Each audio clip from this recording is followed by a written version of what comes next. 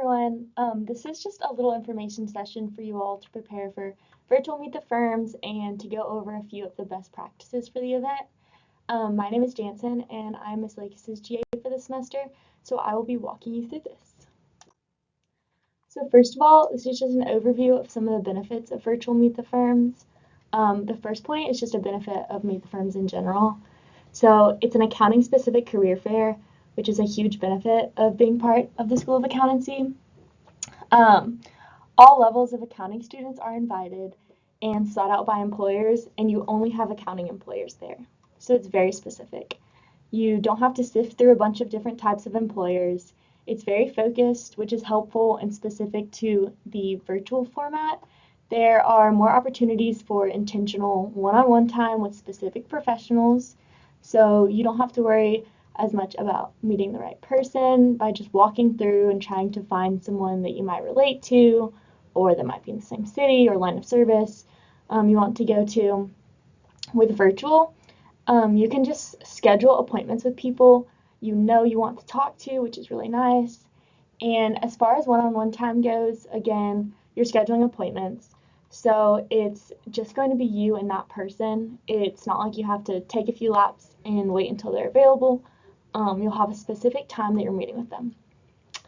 And then no travel means that more professionals can participate.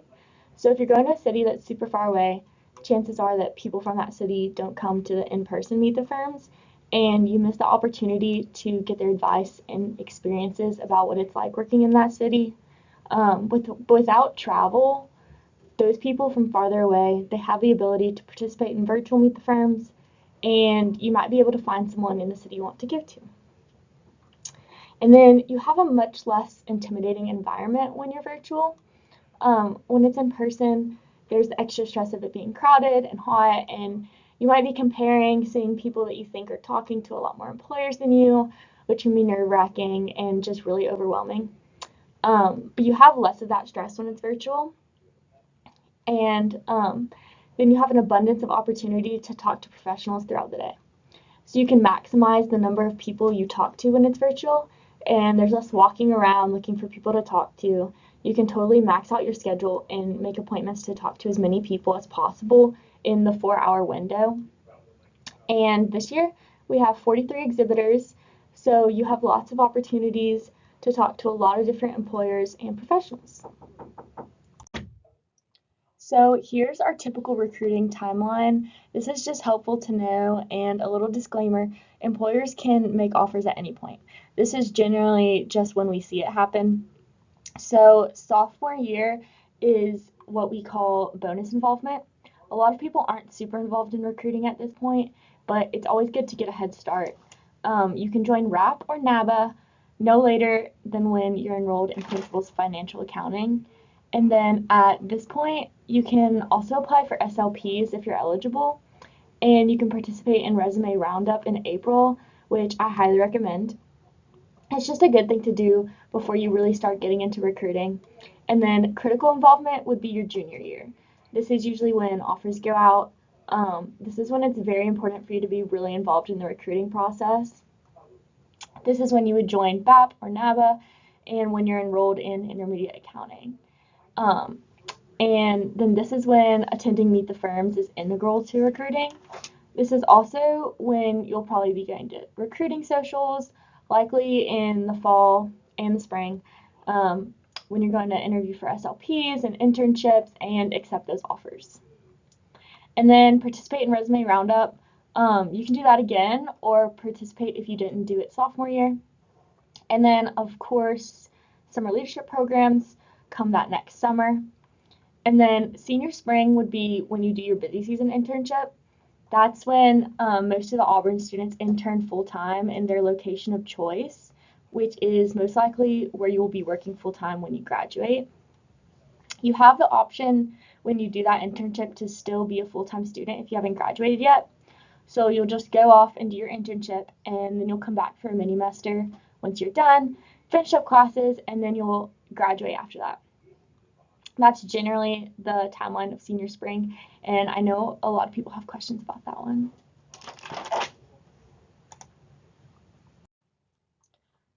Next are the details for Spring 2026 Virtual Meet the Firms. So it is on January 20th from 4 to 8 p.m. Central Time. It's going to be on Career Fair Plus, so not in person. Career Fair Plus is both an app and a website, and you need to utilize both the app and the website because you have to make your profile on the app, and then you will want to use the desktop version for your scheduled appointments. This is just for better professionalism. You don't really want to do those appointments on your phone because you might have technical difficulties, and it's just nice to have the stability of setting your laptop up without having to hold anything. So here are some resources if you need help. Instagram story highlights are up on the BAP Instagram for step-by-step instructions. And then there are instructional videos available on the BAP YouTube channel. You will also get a step-by-step instruction email from Mrs. Lakis. Some important points. So like I said on that last slide, you have to create your profile through the app. So make sure that you're using your Auburn email address and fill out all the fields accurately, especially your graduation date. This is really important because it'll put you up in the correct internship pool and make sure that you're eligible for opportunities that align with your timeline. So uploading your resume is the most important step because you're not in person. So you can't walk around and hand out copies of your resume like you do in person. Employers will only get to see your resume if you have it uploaded on your profile beforehand. So you need to upload your resume in PDF format, which is super important. They will not be able to see it if it's not in PDF format, and you need to make sure also that it's in the Auburn accountancy format, which you've probably gotten the template from Mrs. Lakis at some point. Even if you think it's in that format already, just double check because that's what the employers like to see. So you're going to use the magic link to upload. That's just the method that they have on the app to upload your resume. Make sure that your resume is uploaded on both Handshake and Career Fair Plus because they're not integrated.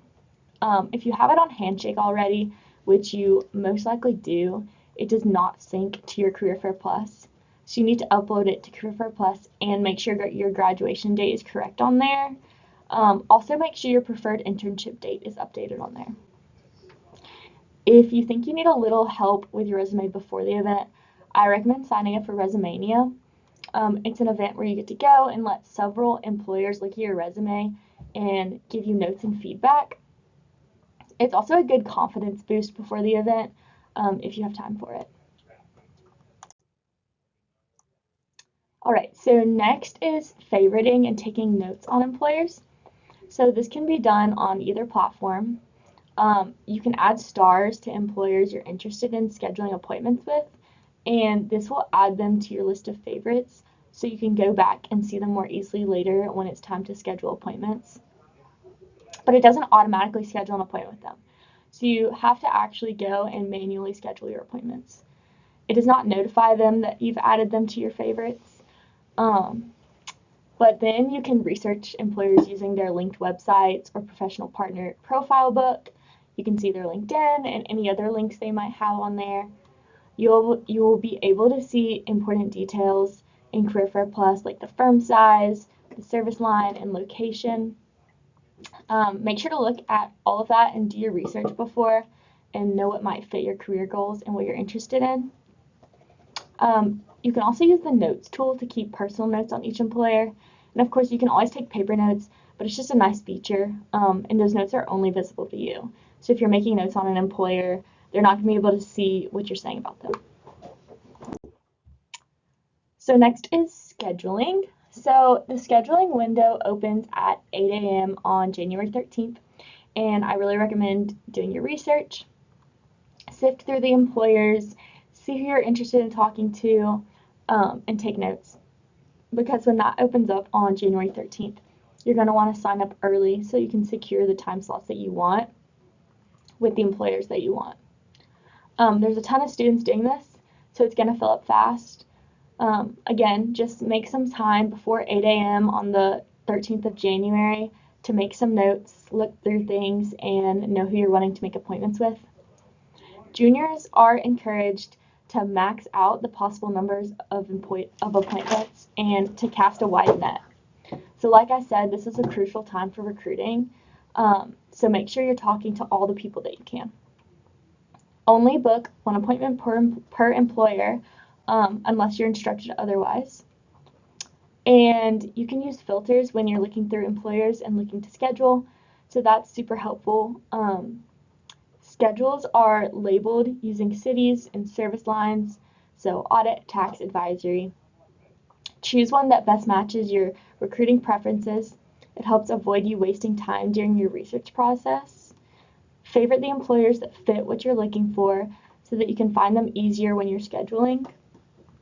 This can be done on the app or the desktop version. And then another thing to note, there will be drop-in group rooms during the event.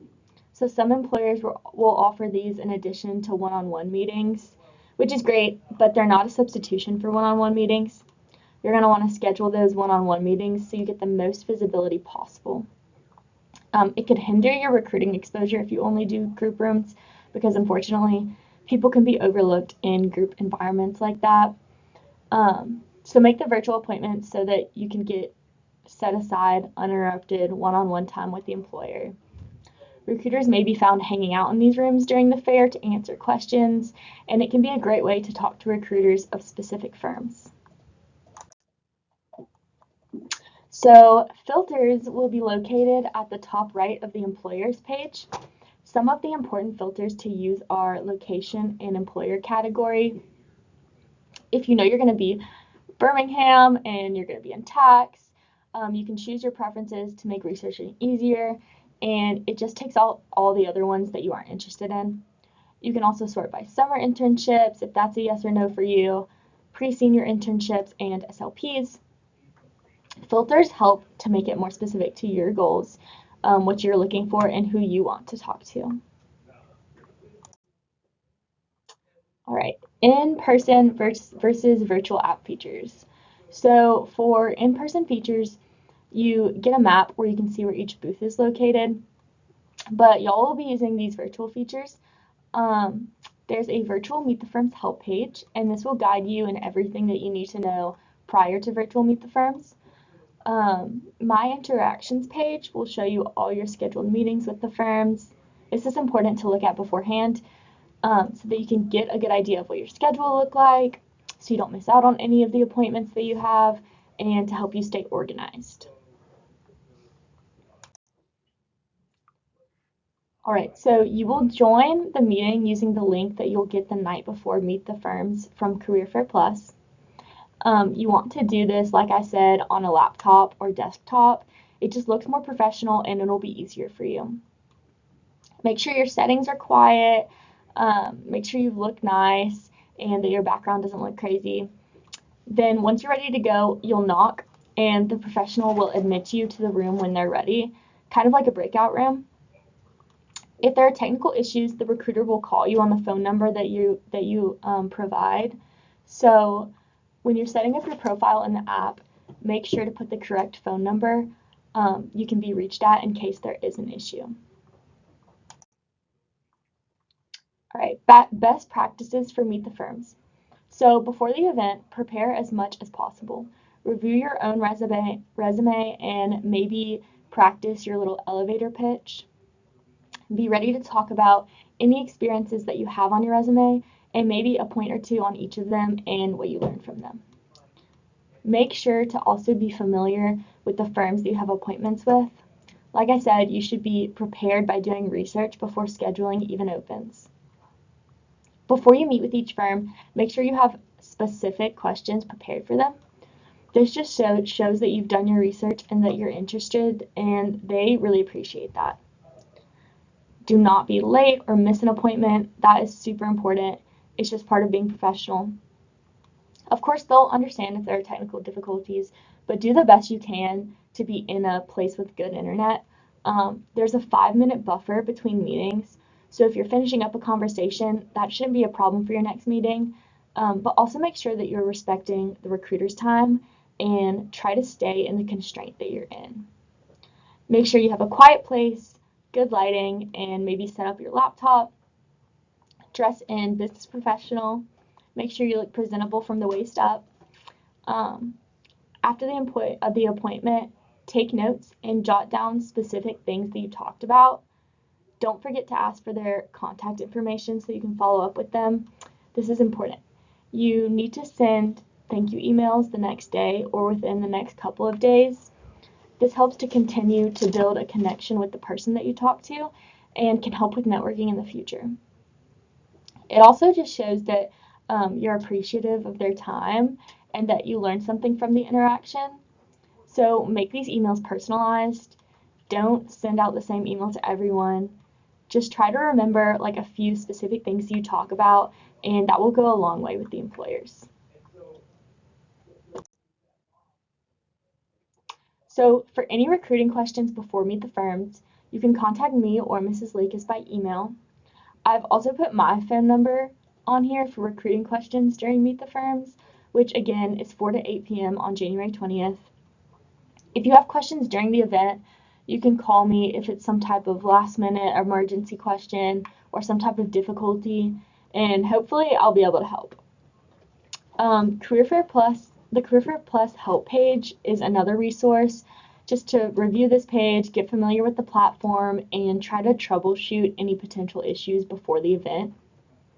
Also, Resumania is a great resource before Meet the Firms, just to get that resume looked through by professionals and to boost your confidence going into Meet the Firms. And again, make sure your resume is in the Auburn accounting template. That's what the employers expect, and that's what they like to see. It's easy because at the top they can see the location you're wanting to go to and when you're wanting to intern. So it's just clean, it's nice, it's nothing flashy. All right, that's all that I have. So good luck, y'all do awesome. You're prepared for this, and if you have any questions, please reach out beforehand. Use this event to network and make sure to follow up with the recruiters. Make sure you prepare well, stay organized, and make the most of your time there. Thanks, y'all. Bye.